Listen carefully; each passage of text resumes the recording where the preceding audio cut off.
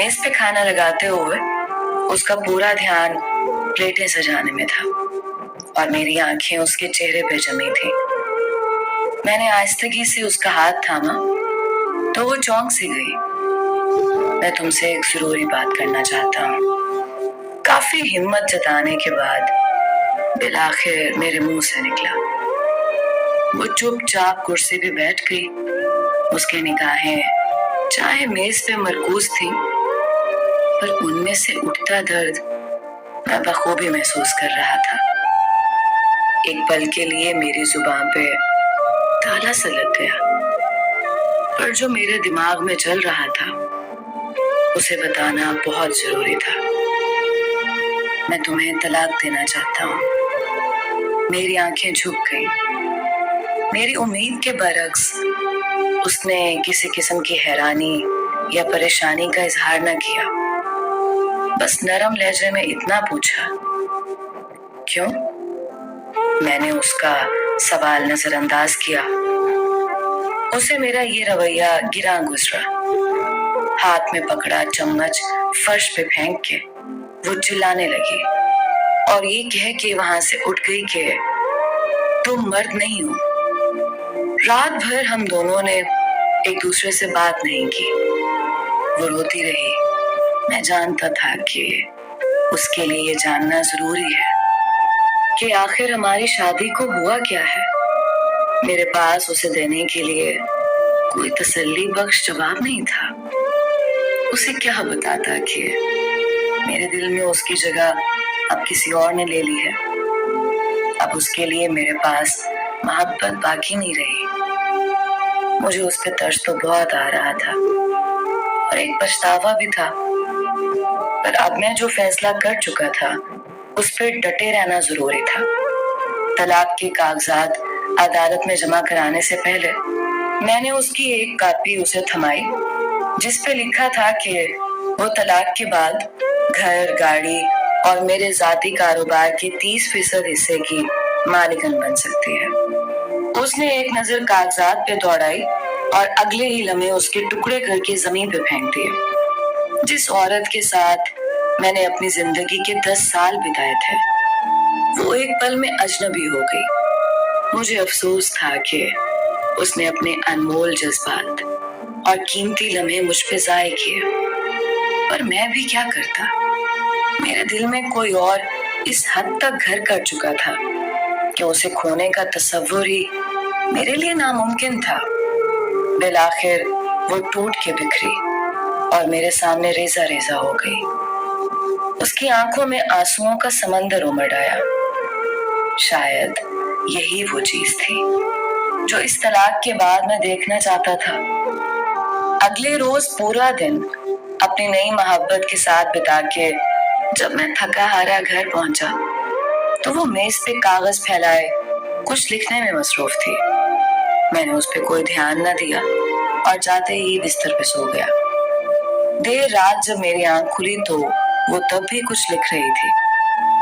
अब भी मैंने उसे कोई सवाल नहीं किया। सुबह जब उठा तो उसने तलाक की कुछ शराइत मेरे सामने रख दी।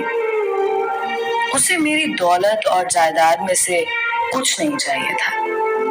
वो बस एक और महीना मजीद मेरे साथ रहना चाहती थी। उस एक महीने में हमें अच्छे मियाँ बीवी की तरह रहना था।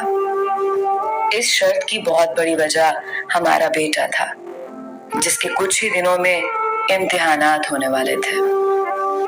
वालिदैन की तलाक का उसकी तालीम पे बुरा असर ना पड़े, इसलिए मैं उसकी ये शर्त मानने को बिल्कुल तैयार था।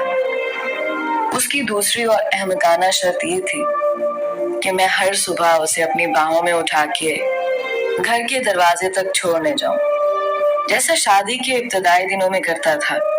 वो जब काम पे बाहर जाने लगती तो मैं खुद उसे अपनी बाहों में उठा के दरवाजे तक छोड़ आता था। हालांकि मैं उसकी ये बात मानने को तैयार नहीं था, लेकिन इन आखिरी दिनों में उसका दिल तोड़ना मुनासिब नहीं लग रहा था, इसलिए मैंने ये शर्त भी मान ली। उसकी इन शराइत के बारे में जब मैंने अपनी नई मोहब्बत से जिक्र किया तो वो हंसकर बोली, वो चाहे जो भी कर ले, ایک نہ ایک دن طلاق تو اسے ہونی ہی ہے۔ میری بیوی اور میں نے اپنی طلاق کے معاملے سے متعلق کسی اور سے ذکر نہ کیا۔ شرط کے مطابق پہلے دن جب مجھے اسے اٹھا کے دروازے تک چھوڑنے جانا تھا تو وہ لمحات ہم دونوں کے لیے بے حد عجیب تھے۔ ہچکچاتے ہوئے میں نے اسے اٹھایا تو اس نے بھی اپنی آنکھیں بند کر لی۔ اتنے میں تالیوں کی ایک گونج ہم دونوں کے کانوں میں پڑی۔ پاپا نے ممی کو اٹھایا ہوا ہے۔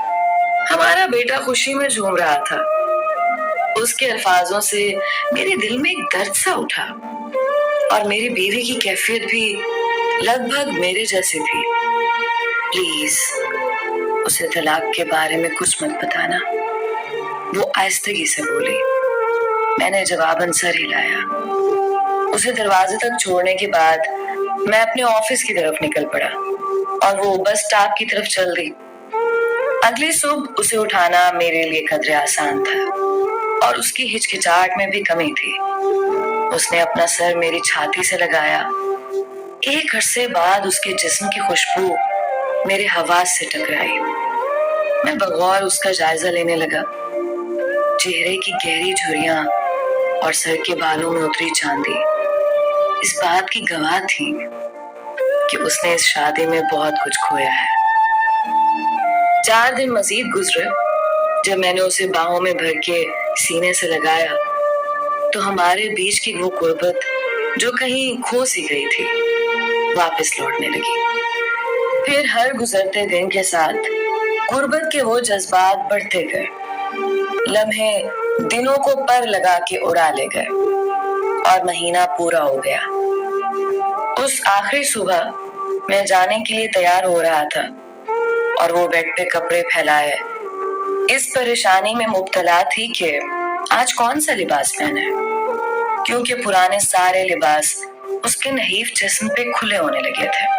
اس وقت مجھے اندازہ ہوا کہ وہ کتنی کمزور ہو گئی ہے۔ شاید اسی لیے میں اسے آسانی سے اٹھا لیتا تھا۔ اس کی آنکھوں میں امٹتے درد کو دیکھ کے نہ چاہتے ہوئے بھی میں اس کے پاس چلا آیا اور اس کے کندھے پہ ہاتھ رکھا۔ پاپا، ممی کو باہر گھمانے لے جائیں۔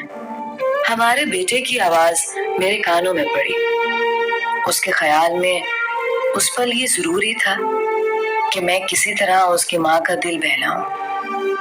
میری بیوی بیٹے کی طرف مڑی اور اسے سینے سے لگا لیا۔ یہ لمحہ مجھے کمزور نہ کر دے، یہ سوچ کے میں نے اپنا رخ موڑ لیا۔ آخری بار میں نے اسے اپنی باہوں میں اٹھایا۔ اس نے بھی اپنے بازو میری گردن کے گرد حائل کر دیے۔ میں نے اسے مضبوطی سے تھام لیا۔ میری آنکھوں کے سامنے شادی کا وہ دن گردش کرنے لگا جب پہلی بار میں اسے ایسے ہی اٹھا کے اپنے گھر لایا تھا اور وعدہ کیا تھا کہ مرتے دم تک ایسے ہی روز اسے اپنے سینے سے لگا کے رکھوں گا۔ میرے قدم فرش سے شاید جم سے گئے تھے، اسی لیے میں بامشکل دروازے تک پہنچا۔ اسے نیچے اتارتے ہوئے میں نے اس کے کان میں سرگوشی کی۔ شاید ہمارے درمیان قربت کی کمی تھی۔ وہ میری آنکھوں میں دیکھنے لگی اور میں اسے وہیں چھوڑ کے اپنی گاڑی کی طرف بڑھا۔ تیز رفتار میں گاڑی چلاتے ہوئے بار بار ایک خوف میرے دل میں گھر کر رہا تھا کہ کہیں میں کمزور نہ پڑ جاؤں، اپنا فیصلہ بدل نہ دوں۔ میں نے اس گھر کے دروازے پہ بریک لگائی جہاں نئی منزل میرا انتظار کر رہی تھی۔ دروازہ کھلا اور وہ مسکراتے ہوئے میرے سامنے آئی۔ مجھے معاف کر دو، میں اپنی بیوی کو طلاق نہیں دے سکتا۔ میرے منہ سے نکلے گئے الفاظ اس کے لیے دھماکے سے کم نہیں تھے۔ وہ میرے پاس آئی اور ماتھے پہ ہاتھ رکھ کے بولی، شاید تمہاری طبیعت ٹھیک نہیں ہے یا پھر تم مذاق کر رہے ہو۔ نہیں، میں مذاق نہیں کر رہا۔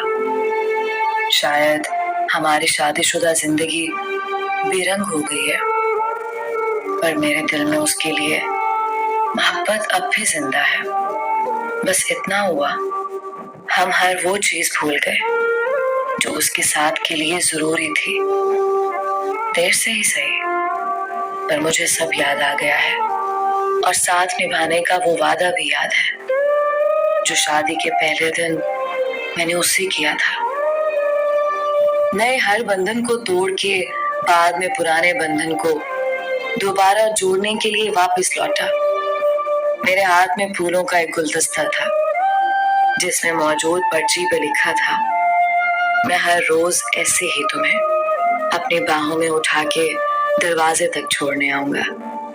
सिर्फ मौत ही मुझे ऐसा करने से रोक सकती है। मैं अपने घर में दाखिल हुआ और दौड़ते हुए सीढ़ियां चढ़ने लगा।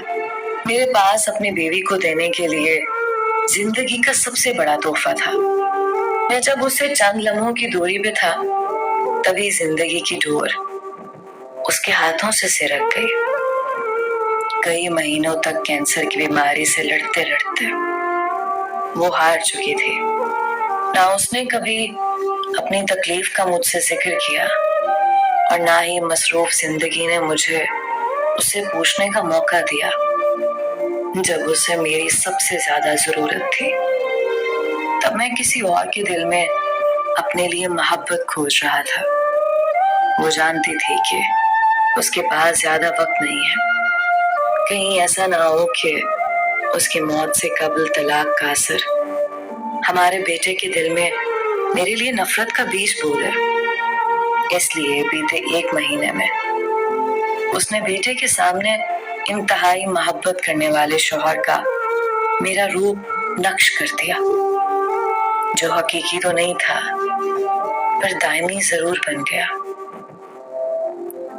ये कहानी उन लोगों के लिए है जो अपने बेरंग रिश्तों में रंग भरने की बजाय उनसे दूर भागने की कोशिश करते हैं।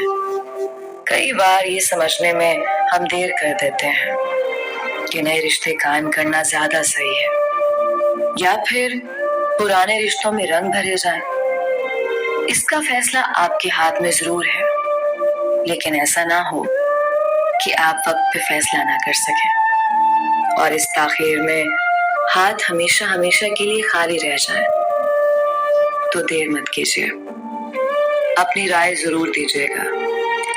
मिलते हैं अगली कहानी में। अल्लाह आपका हामी और नासिर हो।